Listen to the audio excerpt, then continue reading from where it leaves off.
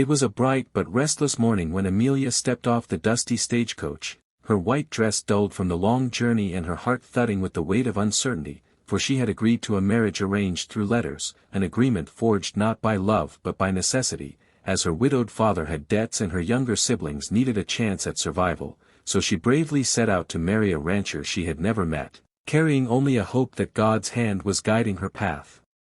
Yet as she looked around at the wide Texas plains, she realized the land was far more desolate than she imagined, endless fences stretching across the horizon, the cries of distant cattle and the wind brushing against her veil, and when a tall ranch hand appeared with a horse-drawn wagon and called her name, she thought her journey was finally reaching its destination, though she could not help but notice the surprise in his eyes, as if he hadn't truly expected her, but he said little, only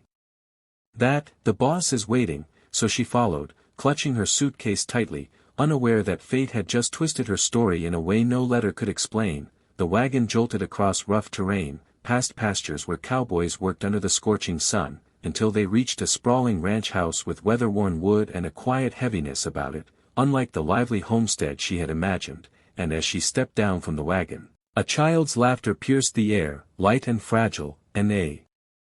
little girl of perhaps 7 rushed toward her, golden curls bouncing, eyes wide with hope, before suddenly stopping as if struck by awe, whispering in a trembling voice, "God finally sent you to us," words that made Amelia's breath catch in her throat, for she had no idea what the child meant, only that the house behind her seemed filled with silence, sorrow, and unanswered prayers. Before Amelia could respond, the ranch owner emerged, a tall man with rugged features, his shirt sleeves rolled up, his expression stern and guarded, eyes that had seen too much loss, and though he greeted her politely, there was confusion in his manner, as if her arrival was both expected and unexpected, welcome yet unwelcome, and as the hours unfolded, Amelia began to notice things that did not match the letters she had received. No mention of a little girl, no mention of the sorrow that hung over the ranch like a storm cloud, no mention of the photographs on the mantel showing a woman with the same golden curls as the child, a woman clearly gone, leaving behind a grieving husband and daughter. And so Amelia realized with a slow chill that she might have been sent to the wrong ranch, that a mistake had been made, for the name she had spoken to the stagecoach driver was similar to this family's, and in the confusion of deliveries and addresses, her destiny had been rerouted here, not to the man who had written her letters, but to a widower who had never expected her. Yet when she tried to explain, the little girl clung to her skirt with tiny desperate hands, repeating softly, "Don't leave, God sent you," her words burning into Amelia's heart as the rancher looked away, fighting emotions he did not wish to show, and though Amelia's mind urged her to correct the error and continue her journey, something deeper, something divine, urged her to stay, at least long enough to see why Providence had brought her here, to this house of broken hearts, where perhaps her own wounded soul might finally find its place. Night fell, and as Amelia sat by the fire with the little girl nestled against her side, she whispered a silent prayer, uncertain of what tomorrow would bring, but knowing this was no accident, that her story was only beginning, and that somewhere in this tangled mess of mistakes and miracles, love and redemption might be waiting to unfold. The days that followed Amelia's unexpected arrival at the ranch unfolded like a dream she could not escape, a dream both tender and heavy. For each morning she rose to the sound of roosters crowing and the little girl, Clara, tugging at her hand, eager for her presence, clinging to her as if she were the answer to every prayer whispered beneath tear-stained sheets, and though Amelia reminded herself constantly that she was a bride meant for another man, that her letters and promises were tied to someone else entirely, she could not deny the warmth that was growing inside her, warmth born of Clara's laughter, her innocent trust, and even the reluctant glances from the rancher, Daniel, whose eyes, once clouded with sorrow, began to soften whenever Amelia walked into the room, though he tried with all his might to remain distant, reminding himself and her that she did not belong here, yet the ranch itself seemed to whisper otherwise, as if every creaking floorboard and flickering lantern urged her to stay, as if God himself had rewritten her path, and with each passing day Amelia found herself slipping naturally into the rhythm of this place, tending the garden with Clara, mending torn shirts, cooking meals that filled the house not just with the scent of bread but with the scent of home, a scent that had been missing for far too long.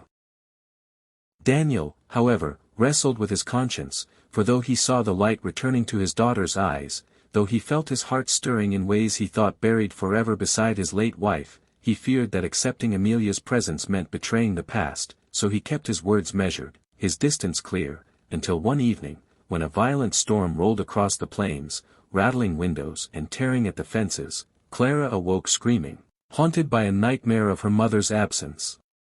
And Amelia rushed to her side, holding her, rocking her, whispering prayers and promises until the little girl's sobs faded into peaceful sleep, and Daniel stood silently in the doorway, his chest aching as he watched this woman, this stranger meant for another, cradle his daughter with such tenderness, and for the first time he let the walls of his grief crack, allowing gratitude to flood in. But the truth could not remain hidden forever, and soon a letter arrived from the neighboring town, a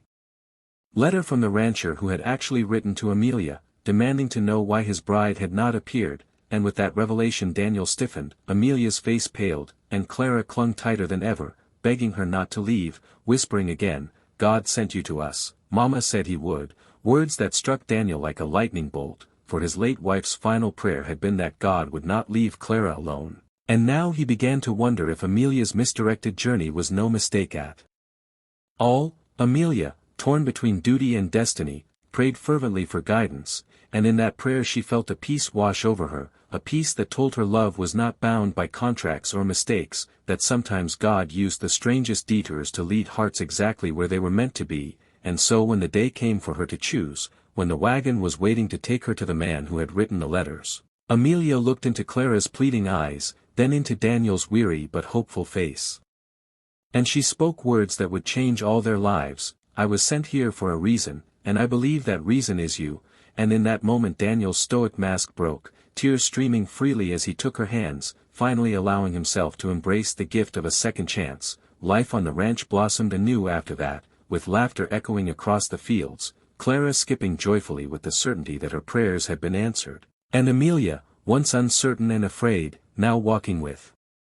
confidence as wife and mother, her heart overflowing with gratitude that a journey meant to deliver her to another had instead delivered her to the family she was truly meant for, proving that love is never late, never lost, but always perfectly timed.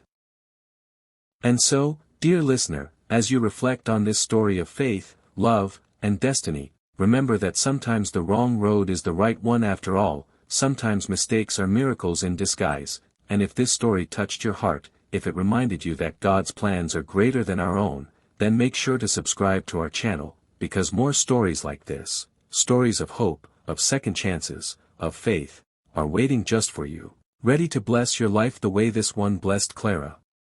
Daniel, and Amelia forever.